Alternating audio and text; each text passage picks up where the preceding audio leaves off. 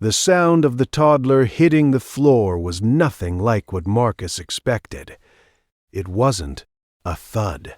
It was a slide and a scramble, and then, before the wail fully formed, the sudden weight of 90 pounds of golden retriever arriving at the same location. Marcus was through the kitchen door in 4 seconds. What he saw stopped him in the frame of the doorway.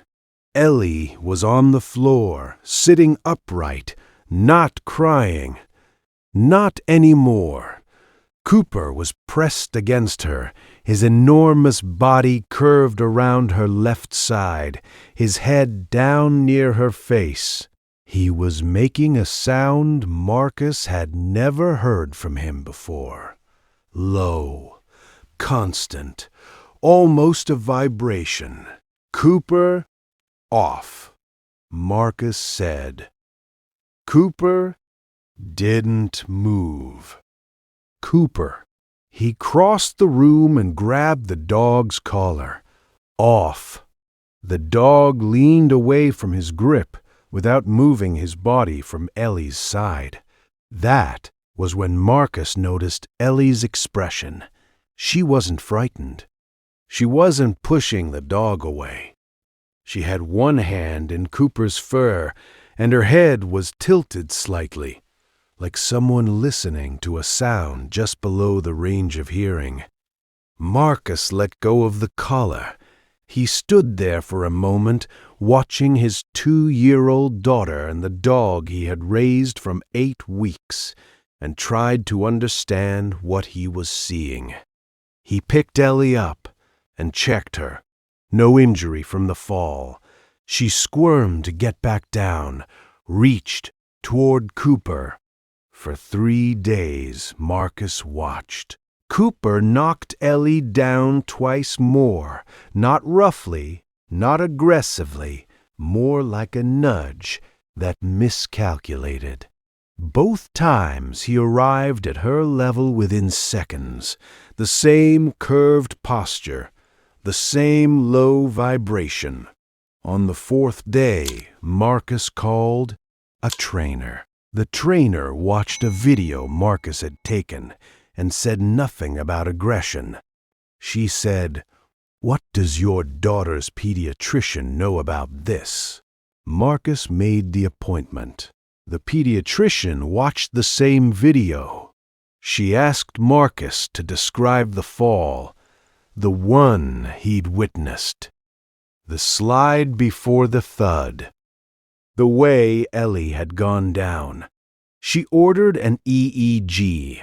The neurologist reviewed the results and called Marcus and his wife in together. "Your daughter is experiencing absence seizures," she said. "They're brief, sometimes only seconds. The body doesn't convulse. The child simply pauses, goes somewhere else for a moment, then comes back." She paused. "The falls you described are consistent with these episodes. The slide, the way she loses her footing mid-motion rather than tripping, that's typical. A child in the middle of an absence seizure loses postural control." Marcus's wife reached for his hand. "The dog," Marcus said. The neurologist nodded slowly. "There's substantial documentation of dogs detecting neurological events before, during, and after they occur. Seizure-alert dogs are specifically trained for this, but the detection mechanism appears to be biological, not trained. Dogs can sense changes in body chemistry and electrical activity in ways we don't fully understand." She looked at the video still open on Marcus's phone. Cooper, arriving at Ellie's level, curved around her, the low vibration. "He was keeping her from hitting her head," she said. He was positioning his body to break her fall and hold her upright. And the sound he's making, that's a grounding behavior. Documented in trained seizure dogs. Contact and consistent sound to help a person reorient after an episode. Marcus thought about the days he'd spent watching Cooper with suspicion. The way he'd grabbed the collar, the word off, spoken in a tone that said danger. He thought about Ellie's hand in the dog's fur, the tilt of her head. She had understood something that he hadn't. The medication was adjusted twice over the following 6 months. The seizures reduced significantly. Cooper's vigilance reduced in proportion, as if he were receiving the same information from a different instrument.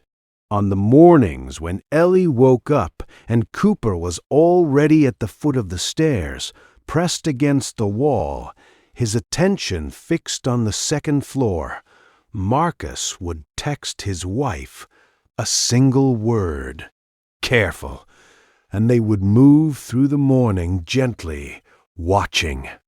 Cooper was never wrong. Marcus kept the trainer's number but never called again. There was nothing to correct. The dog had not been acting out. He had been doing a job that Marcus hadn't known needed doing, hadn't known was possible, and had been doing it since the first fall. Maybe before. That was the part Marcus returned to in quiet moments, not the diagnosis, not the medication, the timeline.